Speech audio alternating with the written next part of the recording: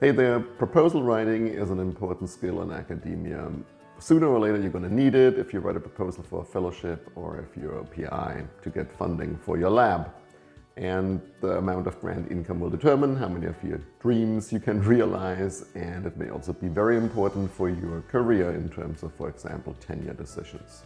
So if you're interested in basic strategy of grant writing, this video is for you, and we're starting right now. I'm going to cover two basic cases. One is the open call. Basically, you can submit a proposal on any topic you like. And the other case is the specific call in response to a certain need formulated by a research agency. And then there's also consortium grants that I'm going to talk about separately. So first about the open call. That sounds fantastic, right? Because you can write a proposal on just whatever you like, whatever floats your boat, whatever you're most fascinated by. So pick what you're currently most excited about, what you love doing, and develop a compelling idea to write a grant. Sounds easy, but I think there's a couple of other things you need to consider. So it's great that you can develop an idea on something that you love. Obviously, this is the most ideal situation you can have in proposal writing. But I think there are some other conditions that need to be fulfilled in order for the proposal also to be successful. The first point is you should write the proposal on what you can actually do. This is important because if you lack the credibility, your success for funding goes way down. And you should write a proposal on what you think some other people might also find interesting, not just you, maybe because it's a question that's relevant to society or answers a specific, general need. So you might ask, why do all three of these conditions have to be fulfilled? Why isn't it enough that I write a proposal on something that I'm super passionate about and therefore I'm going to write a great proposal because this is what I love? Well, reality is that the funding rates in virtually any country in the world are not in your favor. Funding rates in some countries are 5% or 10% or maybe 20%. But generally, they don't go a lot higher than that. So you need to be basically in that top band of proposals in order to get funded. And getting funded is the point of writing a proposal, right? So, it pays off to pay attention to these other 2 points. Now let's go over them a little bit more. I think the first part that you should write a proposal when it's an open call that you're really something that you're really excited about is obvious, because this is what provides the drive and the interest to write a great proposal, and it will probably just show in the way you write, in the tone that you present things. It'll hopefully get through to the reviewer that this is something that you find really exciting, and maybe it'll get them caught up in your passion as well. So that point I think is pretty obvious. So how about the other two? You need to convince the reviewers also that this is something that you are actually specifically good at. And this is important for the proposal because you will need to cite papers or list them under your publication record that are directly relevant to the grant that you are writing. Not just generally, this is also important in many cases, but also specifically relevant to this particular project that you're wanting to pursue. Because this way, you signal to the reviewers that, hey, I can do this because I've done similar things like this before and I got them published. And in many cases, preliminary results for the proposal are actually required as a part of the proposal. So that is also important because it sends the message to the reviewers that you have done specific work to prepare for this proposal. And you have shown that maybe some critical methodological issue has been solved, or that this works in your hands and with your facilities and with your means. So I think this is super important to convince the reviewers that you can do it. It's not just a great idea that you have, but it is also something that you are specifically equipped to do, and maybe better than many other people. So that's why that second part is so important. And the third part, other people should find it interesting. Well, put yourself in the shoes of the reviewers or the panelists, right? They read your proposal. If at least not some of them will find it also interesting, it'll be very hard to get it in the band that it's funded. And some of the ways you can do this is like the way you present the story to make it relevant to answer societal needs or to address fundamental issues.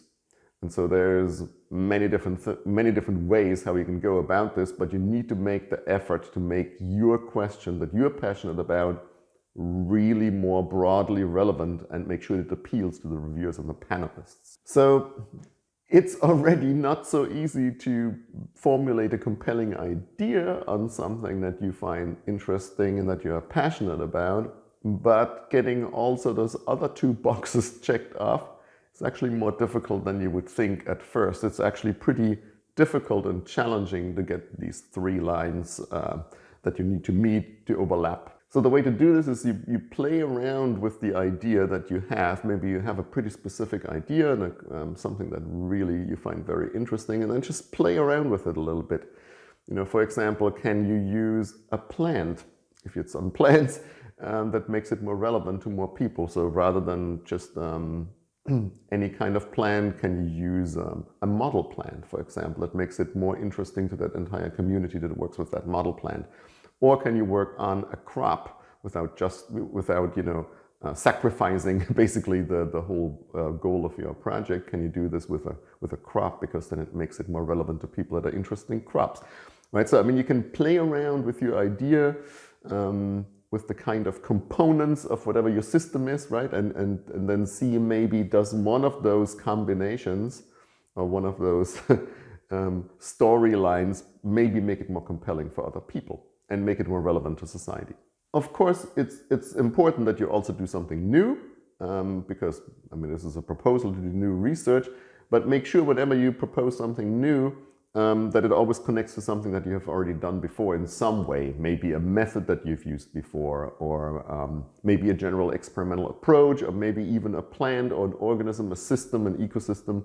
Make sure that you make those connections quite obvious in the proposal, because it helps with the credibility of the proposal. And again, you can shuffle around your ideas and see if there's some constellation of this idea that maybe is a better fit to fulfill this other point about getting other people interested in it. And sometimes it's really just in the storytelling. Maybe your compelling idea is already one that you can really sell to other people by just taking the extra effort by thinking about, how can I make this particular system that I'm interested in just more relevant to other people by making the point that it could be more broadly relevant. For example, I'm doing this on this plant, but it's really more generally relevant to plants as a whole. Or I'm working on this particular ecosystem, but let's say grasslands, but grasslands are really globally important ecosystem types. So there is ways in terms of storytelling how you can make your compelling idea more relevant to other people. And this is in the first section, in the background section of your proposal, that you need to bring this point across to make sure you don't lose people. So as you can see, the open call sounds like the ideal world, right? You can pursue your interests, but given the funding rates and the other constraints, it is actually still pretty challenging to write a compelling proposal that also has a high chance of getting funded. Now, the second kind of proposal that you could write is in answering to a specific call. So this means a funding agency has released a call, so they want proposals to work on a specific topic. Usually they have a particular question answered, and often, not always, these questions are of a more applied nature. For example, how can we more sustainably manage agroecosystems, or how can we use soil as a sustainable resource, or some more broad or more specific question, but it's a specific call that is to be addressed. It's published, you see it. Now, what's your strategy? So, of course, your main decision is whether to participate in this call or not. And here's a couple of points for you to consider. The first point is, are you really interested in this? Because in the end, if it gets funded, you will have to do it. And if you have to do this, and this is something that you're not really that interested in because of the specific angle, because of the organisms you have to work with, because of the more applied nature of the question, whatever it may be, is this going to be a distraction from the stuff that you really want to pursue? And if your answer is, well, this is going to really be a distraction from what I really want to do, maybe then you should not participate in that call. You need to determine what is the degree of overlap with your interests This is almost never going to be 100%, right? I mean, there's the rare case where there is a specific call that is exactly what you wanted to do anyways. In that case, congratulations, go for it. You don't need to think about that. But very many times is not exactly what you would have done if there hadn't been a specific call. So you need to determine the degree of overlap. So then in the end, it doesn't become baggage.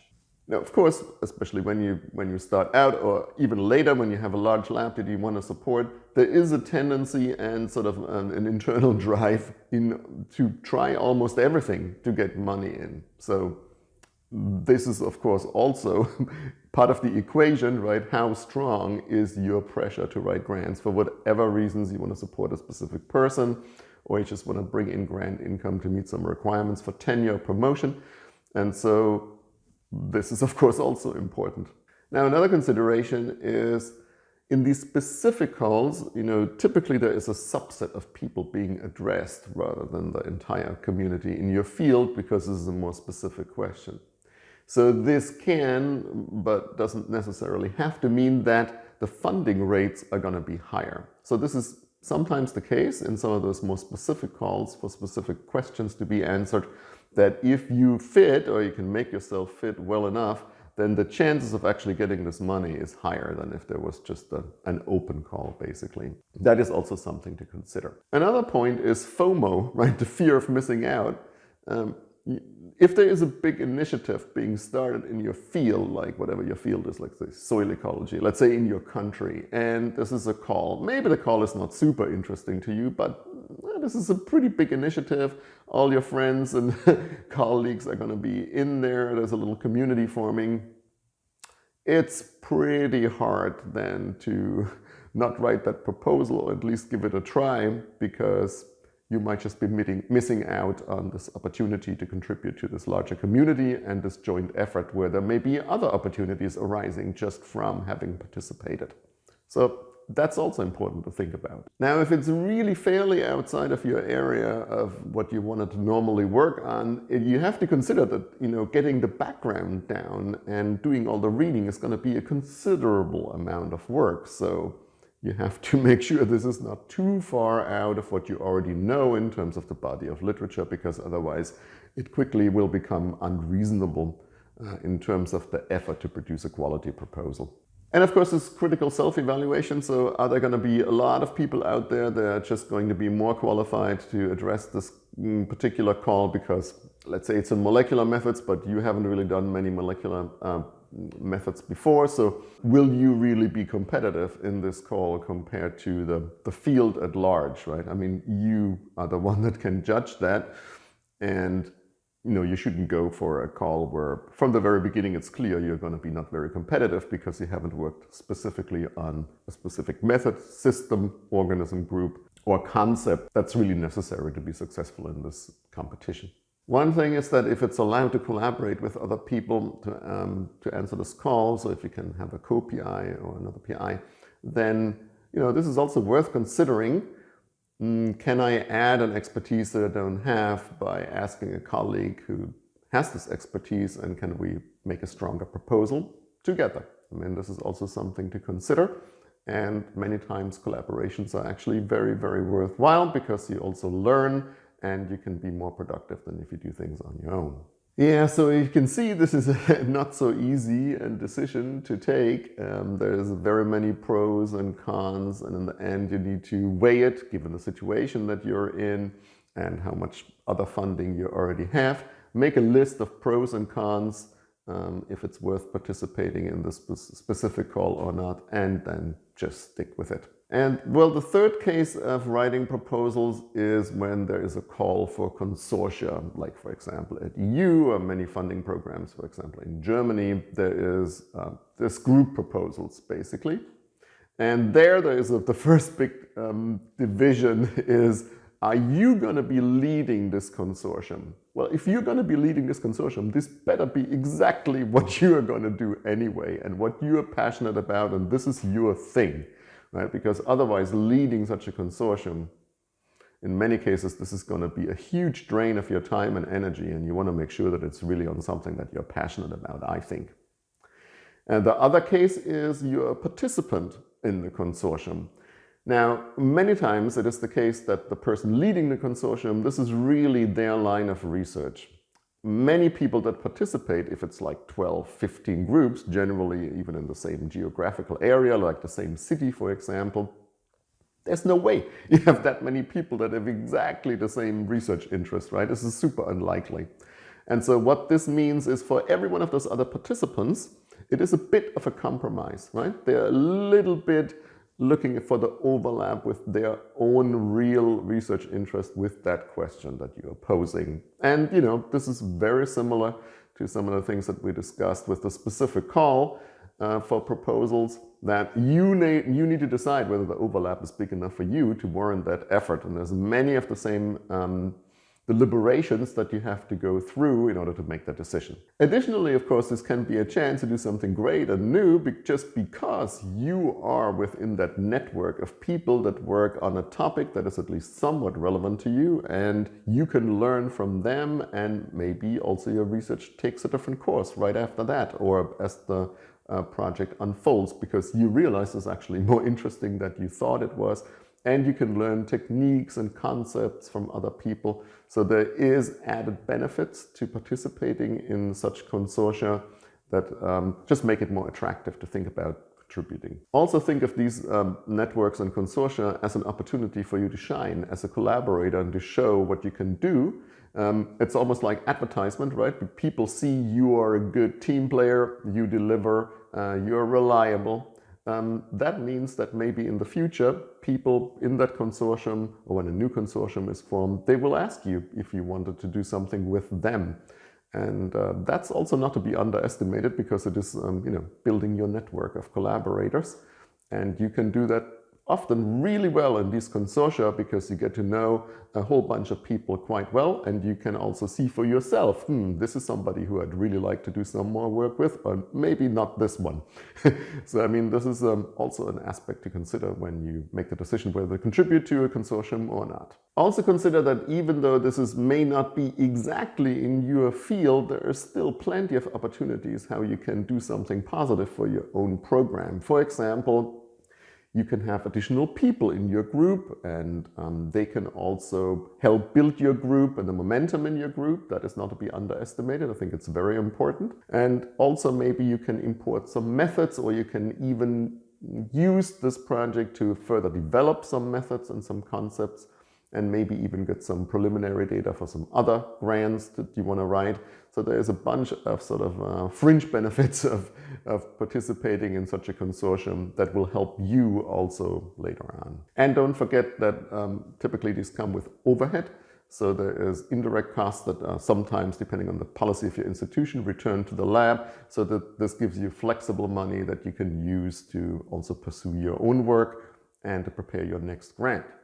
However, these consortia and networks, they can also be a huge time drain, so don't underestimate that time investment. There is many project meetings in the preparatory phase, and while the project is running, there is much need for communicating and for sorting things out among the different groups. So it's quite an administrative effort. Sometimes it goes into these grants, and you need to go into this with your eyes open so that you're not blindsided by all this incredible effort that some of these consortium grants entail. And you know, this level goes up when it gets bigger and bigger consortia, because there's more and more layers of things that you need to deal with, like your work package, but then also other people outside of the work package. So don't underestimate the effort that goes into that. That should also factor in your decision.